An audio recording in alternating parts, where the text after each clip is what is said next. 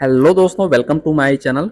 CISF fireman exam जो आप लोगों का 26 सितंबर को है। तो मैं आप लोगों को बता दूं कि जो आप लोगों का अभी 2 से 3 महीने पहले आप लोगों का सीआईएसएफ हेड कांस्टेबल का जो है आप लोगों का एग्ज़ाम लिया गया था, जिसमें से मैं आप लोगों को जो है 25 क्वेश्चन जो है जीके जीएस का कराने वाला हूँ। आपको ऐसा ही क्वेश्चन सीआईएसएफ फायरमैन के एग्ज़ाम में देखने को मिलेगा। तो चलिए मैं आप लोगों को दिखा देता हूँ। अगर आप लोगों को ये वीडियो पसंद आएगा जीके जीएस का, तो उसके बाद मैं आप लोगों का मैथ का कैसा क्वेश्चन पूछा गया था।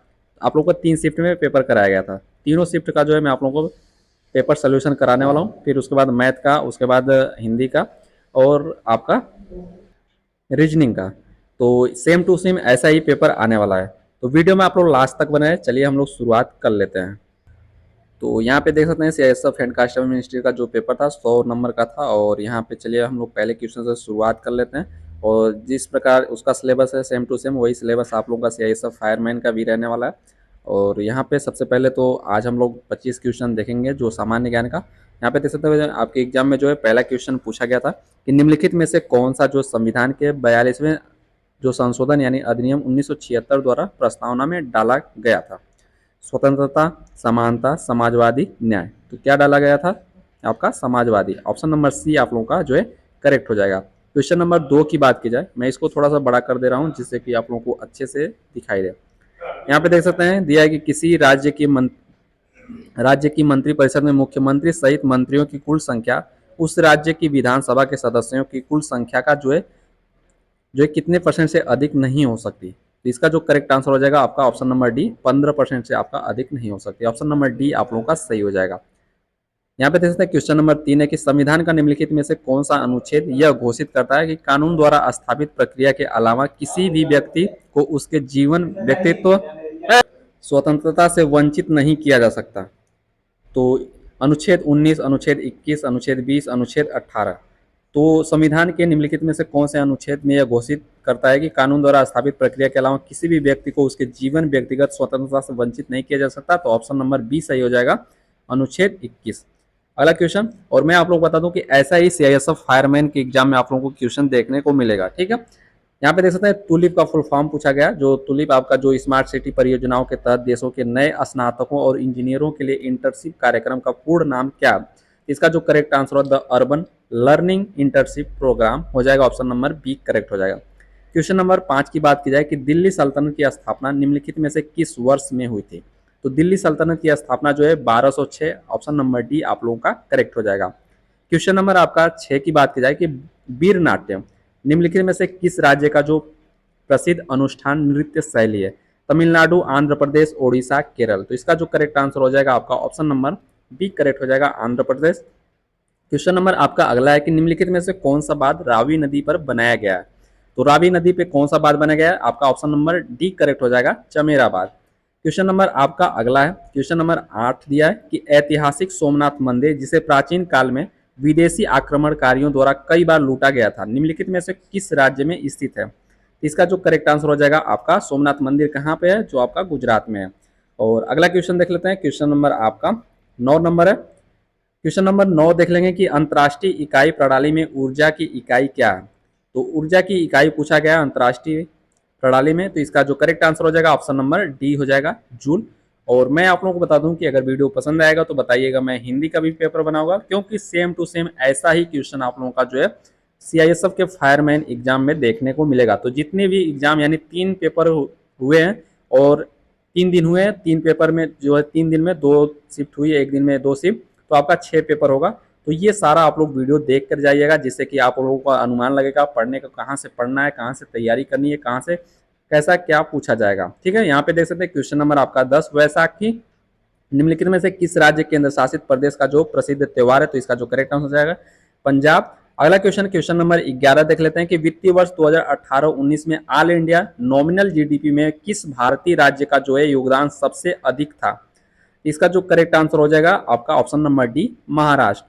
अगले क्वेश्चन की बात करें, क्वेश्चन नंबर 12 की निम्नलिखित में से किस विश्वविद्यालय में खेलो इंडिया यूनिवर्सिटी गेम 2020 की पदक तालिका में जो है शीर्ष स्थान प्राप्त किया? इसका जो करेक्ट आंसर हो जाएगा ऑप्शन नंबर बी आप लोगों का सही हो जाएगा, पंजाब विश्वविद्यालय। वहीं बात की जाए कि सिडबी यानी भारतीय लघु उद्योग विकास बैंक का मुख्यालय कहाँ है? ठीक है, तो इसका जो करेक्ट आंसर हो जाएगा लखनऊ। अगर यहीं पे CDB का जो फुल फॉर्म पूछा जाए तो स्मार्ट नहीं हो, small industrial development bank of India हो जाएगा। ठीक है, अगला क्वेश्चन देख लेते हैं। क्वेश्चन नंबर आपका 14 देख लेते हैं। अंतर्राष्ट्रीय हॉकी महासंघ के नियमों के अनुसार हॉकी मैच की जो कुल अवधि कितनी होती है?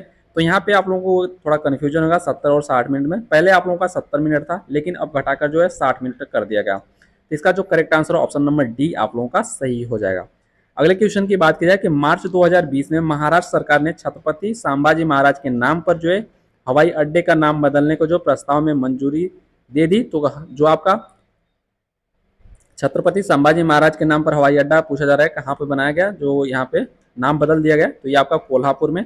और अगला क्वेश्चन है, क्वेश्चन नंबर आपका 16 है कि पंचायत का सदस्य होने के लिए न्यूनतम आयु जो आवश्यक आयु संविधान द्वारा निर्धारित क्या है? तो इसका जो करेक्ट आंसर हो जाएगा आपका ऑप्शन नंबर डी 21 वर्ष। अगले क्वेश्चन की बात की जाए, क्वेश्चन नंबर आपका 17 है कि निम्नलिखित में से किस शासक द्वारा जयपुर में हवा महल का जो निर्माण कराया गया? इसका जो करेक्ट आंसर हो जाएगा Sawai Pratap Singh, option number B आप लोगों का करेक्ट हो जाएगा। क्वेश्चन नंबर 18 देख लिया जाए। क्वेश्चन नंबर आपका 18 दिया है कि निम्नलिखित में से कौन सी नदी सबसे लंबी जो है सहायक नदी है किसकी? सिंधु नदी की। तो सिंधु नदी की सबसे लंबी सहायक नदी आपका, इसका जो करेक्ट आंसर हो जाएगा चिनाब हो जाएगा। और क्वेश्चन नंबर आपका 19 दिया है कि भारतीय कॉफी बोर्ड के अनुसार 2020 में निम्नलिखित में से भारत का कौन सा राज्य कॉफी का जो है सबसे बड़ा उत्पादक राज्य था? तो ये आपका जो है करेक्ट आंसर कर्नाटक हो जाएगा। और अगले क्वेश्चन नंबर आपका 20 की बात की जाए, क्वेश्चन नंबर आपका 20 दिया है कि 14 डिग्री फ़ारेनहाइट कितनी डिग्री सेंटीग्रेड के बराबर होता है? तो इसको आप लोगों को जो है अगर ये सूत्र पता होगा, C बटा जो है 100 और बराबर आपका हो जाएगा F माइनस 32 बटा 180। तो यहाँ पे आप लोग जो है 14 डिग्री फ़ारेनहाइट दिया है, तो यहाँ पे फ़ारेनहाइट की जगह पे आप लोग 14 रख देंगे। यहाँ से आपका करेक्ट आंसर हो जाएगा आपका -10। तो इसका जो करेक्ट आंसर हो जाएगा ऑप्शन नंबर ए आप लोगों का सही हो जाएगा। अगले क्वेश्चन की बात की जाए, क्वेश्चन नंबर आपका 21 दिया है कि आधुनिक आवर्त सारणी में कौन सा तत्व कार्बन से पहले आता है? तो यहाँ पे कार्बन से पहले नंबर पे आपका हाइड्रोजन हो जाएगा, दूसरे नंबर पे हीलियम, फिर उसके बाद आपका लिथियम हो जाता है, उसके बाद आप लोगों का आपका बेरिलियम आता है, फिर उसके बाद बोरान आता है। ठीक है, बेरिलियम बोरान, फिर उसके बाद कार्बन आता है। तो यहाँ पे पूछा गया कार्बन के पहले। ठीक है, तो कार्बन के पहले आपका देख सकते हैं कि बोरान आ रहा है, तो इसका जो correct answer option number D सही हो जाएगा। और अगले क्वेश्चन नंबर 22 देख लिया जाए। जब किसी मिश्रण में पानी मिलाने के बाद उसका जो है भारी घटक अवक्षेपित हो जाता है तो प्रक्रिया को क्या कहा जाता है? तो क्या कहा जाता है? इसका जो करेक्ट आंसर हो जाएगा आपका अवसादन, ऑप्शन नंबर ए सही हो जाएगा। और क्वेश्चन नंबर आपका अगला दिया है कि निम्नलिखित में से कौन सा जो है गैस ताप दीप्त बल्ब में भरने से फिलामेंट का जो है जीवन काल बढ़ जाता है? तो इसका जो करेक्ट आंसर हो जाएगा आपका nitrogen, option number B correct हो जाएगा। और अगले क्वेश्चन की बात की जाए, क्वेश्चन नंबर आपका 24 दिया है कि मानव शरीर में निम्नलिखित में से किस प्रकार की जो शिराएं पेशी ऊतक के भीतर स्थित होती हैं और पास में संगत धमनी होती है? तो इसका जो करेक्ट आंसर हो जाएगा उपस्थित शिराएं, ऑप्शन नंबर बी आप लोगों का करेक्ट हो जाएगा। और क्वेश्चन नंबर आपका इस पेपर का लास्ट है, क्वेश्चन नंबर 25 सामान्य ज्ञान का। तो यहाँ पे दिया है कि अवयवी जीवाणुओं द्वारा कार्बनिक पदार्थ के विघटन से प्राकृतिक रूप से उत्पन्न होने वाली गैस किस नाम से जानी जाती है जिसका उपयोग ऊर्जा के उत्पादन में किया जाता है? तो इसका जो करेक्ट आंसर हो जाएगा आपका बायोगैस।